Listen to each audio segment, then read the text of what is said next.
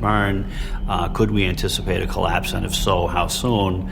And it turned out that he was pretty much right on the money, that he said in its current state you have about 5 hours. Some people have interpreted this anticipation of collapse as evidence that the fire department and others were planning its destruction. Silverstein, a commercial real estate tycoon with international political connections, acquired a 99-year lease. And the owner, Larry Silverstein, has also been accused of being part of a huge conspiracy to destroy the buildings. It all stems from a TV interview when he used the phrase, "pull it." I remember getting a call from the fire department commander telling me that they were not sure they were going to be able to contain the fire. And I said, we've had such terrible loss of life. Maybe the smartest thing to do is pull it. And they made that decision to pull. I ask every viewer to come to their own conclusion about the language Larry's using and the emphasis. Maybe the smartest thing to do is pull it. My personal response to his comment is that he was involved in a decision to bring the building down. But who knows what he was thinking or saying. This is just speculation. Critics say just 2 months before 9/11, Larry Silverstein took out a $3.5 billion insurance policy on the Twin Towers. A policy that would pay out in the event of a terrorist attack. But without this policy, Larry Silverstein would not have been able to buy the buildings, and the insurance was not just for terrorism. The insurance on Tower 7 dated from 1987, when it was built. And you don't say, we made the decision to pull it, which refers to something. You wouldn't say that about a group of firemen. You would say, we made a decision to pull them out of the building. Larry Silverstein denies any involvement in any possible conspiracy. Is there a simpler explanation?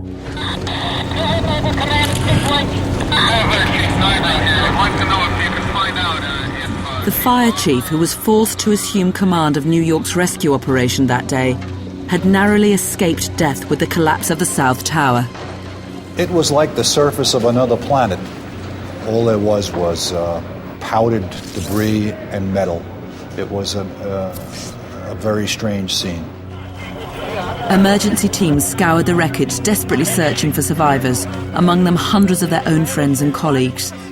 At 3 o'clock, with the condition of Tower 7 deteriorating rapidly, Chief Nigro was forced to make an impossible choice.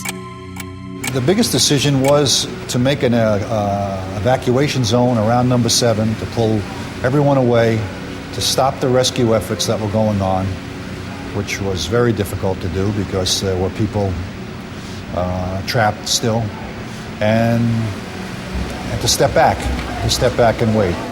But was Larry Silverstein really giving the orders? We don't need to ask permission from the owner, no. When we're in charge of the building, we're in charge, and that decision would be the fire chief and his alone.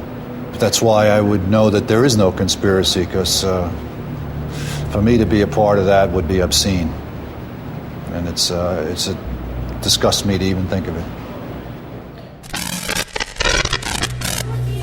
It's alleged that it was not just the government, the police and the fire department that conspired to destroy Tower 7.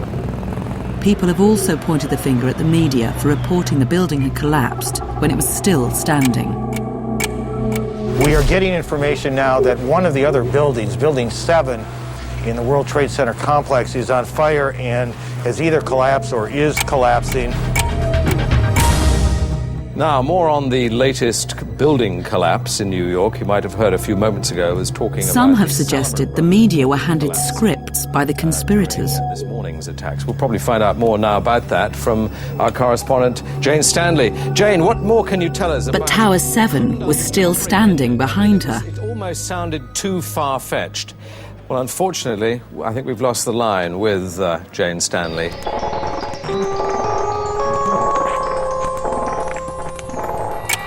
At 5:21 p.m, Tower 7 finally collapses. The 47-story skyscraper and its contents are pulverized to dust.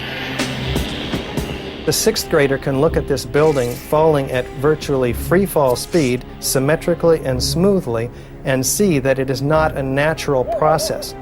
Buildings that fall in natural processes fall to the path of least resistance. They don't go straight down through themselves. Tower 7 was a large skyscraper. At 610 feet high, it had 47 floors, each the size of a football field. There were only a few places foundations could be put down because it was built over a subway and an electricity substation.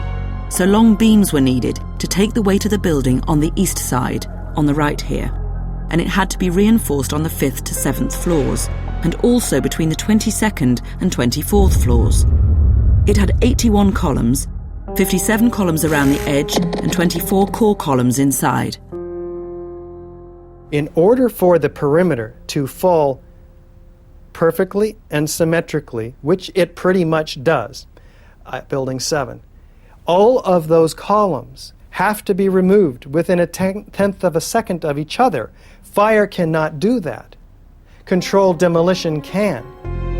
A structural engineer who's joined Richard Gage's group says he can imagine 1 or 2 columns collapsing. It is possible that you could have a local failure as a result of a connection failing. But the likelihood of that failure dragging the entire building in such a fashion that all the columns would fail at the same time is an impossibility. Impossibility? Yes. Did Building 7 collapse because of damage from the falling North Tower? Or was it also a controlled demolition? Loose Change has found one demolition expert with 28 years' experience who thinks he knows what happened. When he was shown the video for the first time, he was taken aback. Dit is controlled demolition. Zeker weten. Zeker weten. Er is nagesprongen. Dit is in opdracht gebeurd. Dit heeft een team gedaan van experts. Maar dit is ook op 11 september gebeurd. Weet je dat zeker? Ja.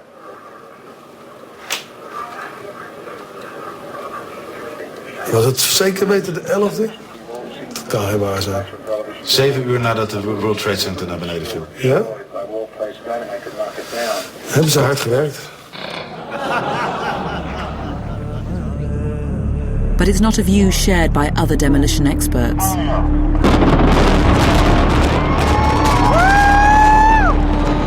Controlled Demolition Incorporated is one of the world's leading demolition companies.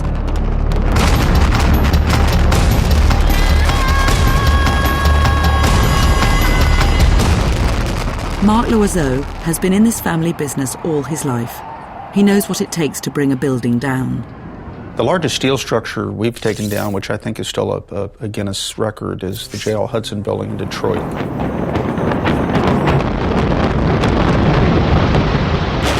It took months to design it. It took months to prepare the structure for the placement of the explosive charges. Months. It's noisy. There's just no way to get around it. You go in, you knock out usually all the walls on the floors where you place explosives. Gut them. Then there's the placing of all the hundreds of explosive charges, plus literally miles of initiating cable and miles more detonating cord. Is it actually possible to have done a controlled demolition of a building like Building 7 and it to be occupied and no one to have seen anything? In a screenplay, in a movie. Something with Bruce Willis in it, maybe. In reality, no.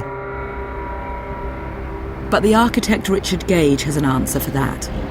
It's possible, although this is mere speculation, that the explosives could have been planted prior to each floor being remodeled or during such remodeling or even during the initial erection of the building. So when would that be?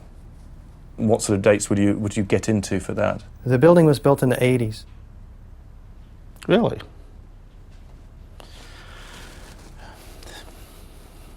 I don't know what to say to that. These explosives have a life expectancy. They have a shelf life. Some of the ones manufactured here in this country, they say use within 3 years. Otherwise, you can't trust them to go off at all. But what about the sounds of explosions before the collapse? This one was recorded after both of the Twin Towers had collapsed and before Tower 7's collapse. company that they were leaving back to assist people that were stuck in the tunnel. What's an explosion sound like? Most people don't know because most people have never heard one. So any sharp